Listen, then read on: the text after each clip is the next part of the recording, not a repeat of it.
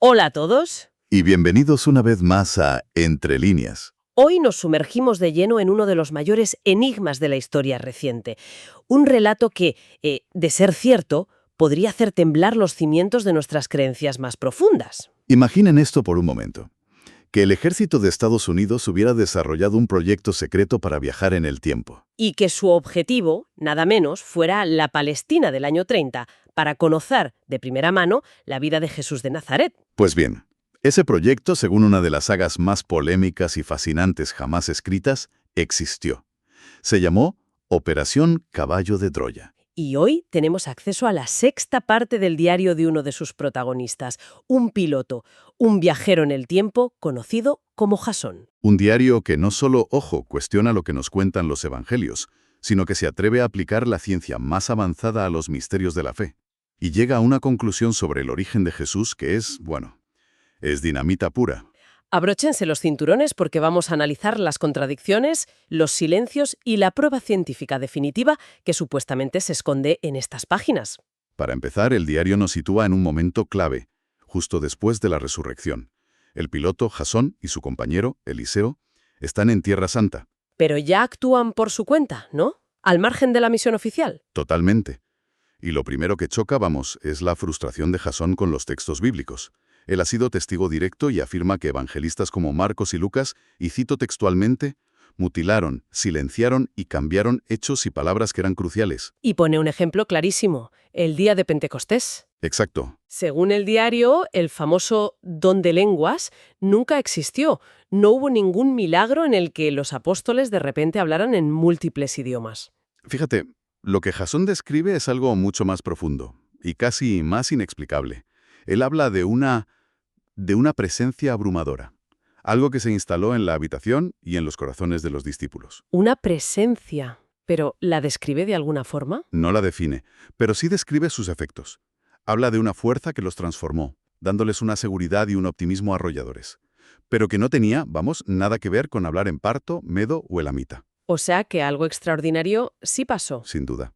Pero fue algo interior, psicológico, no un espectáculo de idiomas. Y el autor del diario, Jasón, acusa directamente a Lucas de inventar o, como poco, adornar esta escena. ¿Sí?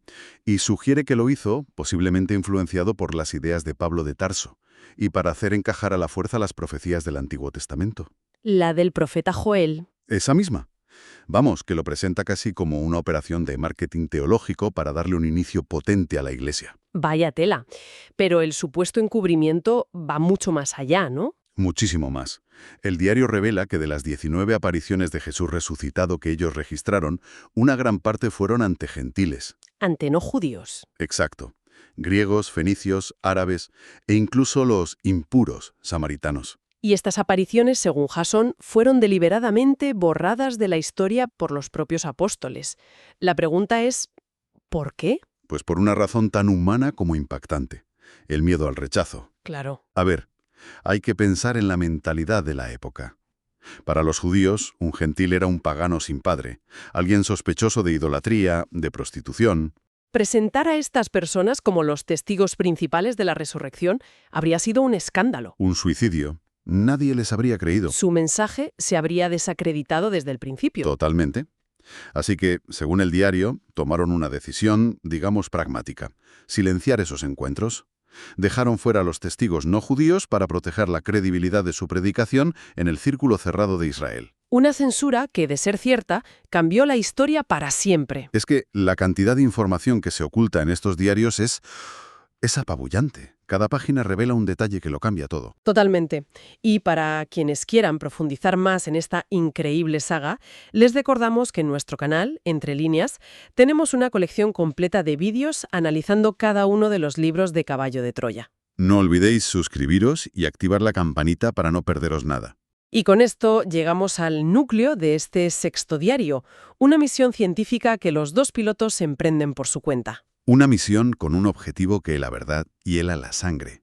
Obtener pruebas biológicas de José, el padre terrenal de Jesús. La narración de cómo Jasón se infiltra en un cementerio judío para extraer muestras de los huesos de José es digna de una película de suspense. Es que se arriesga a la pena capital, a la pena de muerte, según un edicto romano que estaba grabado en la propia entrada de la tumba. Uf, Una vez con las muestras, que eran dientes de José y de su otro hijo Amós, vuelven al módulo, a la cuna, y ahí empieza el análisis. ya tenían datos previos importantes. Tenían una muestra de sangre de María, de grupo B, y sabían que la de Jesús, por la sábana santa, era del grupo AB. Los resultados de los análisis de los huesos son concluyentes. José y su hijo Amós pertenecen al grupo A. Y aquí la pregunta clave. ¿Genéticamente es posible? Perfectamente posible. Unos padres de grupo A y B pueden tener sin ningún problema un hijo de grupo AB. La ciencia, de momento, no desmentía nada. Pero quedaba la prueba final, la más revolucionaria de todas, el estudio comparativo de los ADN. Y aquí es donde entra la parte de ciencia ficción, claro. Eliseo utiliza dos técnicas avanzadísimas, supuestamente desconocidas en nuestra época, para comparar el ADN de Jesús con el de María y José. ¿Y el resultado? El resultado es demoledor. Cito textualmente del diario. La perfecta compatibilidad de perfiles en los ADN del maestro, de José y de María, permite concluir que la paternidad y maternidad han sido probadas. ¿Y con qué porcentaje de seguridad? 100%. La máquina no da margen de error. José es el padre biológico de Jesús. Es que este descubrimiento sume a Jason en una crisis profundísima.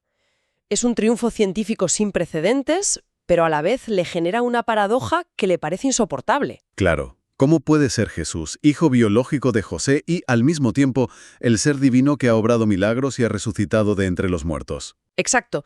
¿Cómo se reconcilian esas dos cosas? La conclusión del diario es que, si la paternidad de José es un hecho biológico, entonces los relatos del nacimiento virginal en los evangelios de Mateo y Lucas son, como poco, imprecisos. ¿Sugiere que fueron construidos décadas después? Sí, basándose en información de segunda o tercera mano, quizás para engrandecer la figura de Jesús, para hacerla más divina, por así decirlo. Pero ojo, el diario no niega la divinidad de Jesús. Al contrario, el piloto dice que la ha visto, verificado y tocado. Ahí está la clave. Lo que plantea es un misterio aún mayor. La coexistencia de una naturaleza humana con una huella genética normal y una naturaleza divina en la misma persona. Y Jason termina el diario con una promesa, ¿verdad? Sí, una promesa que es casi una obsesión. En su próximo salto en el tiempo, le preguntará directamente al propio Jesús cómo es posible esta dualidad. Una pregunta que, vamos, lo cambiaría todo. Unos evangelios censurados, apariciones clave ocultadas al mundo y una prueba de ADN que redefine por completo la historia de la Sagrada Familia. Desde luego, el diario de Caballo de Troya no deja indiferente a nadie. Nos deja con la pregunta más trascendental de todas. Si este relato tuviera una mínima base de realidad, no solo cambiaría la fe de millones de personas, sino que nos obligaría a replantearnos nuestra propia definición de divinidad. ¿puede un ser nacido de hombre y mujer ser al mismo tiempo un Dios?